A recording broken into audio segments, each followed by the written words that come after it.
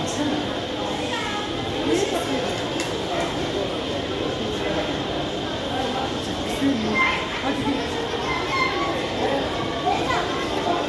İşte bu. Böyle yapıyorduk. He ya.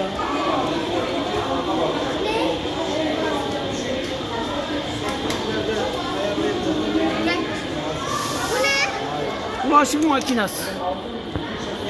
Bulaşık makinesi böyle yapıyor arkadaşlar, bakın.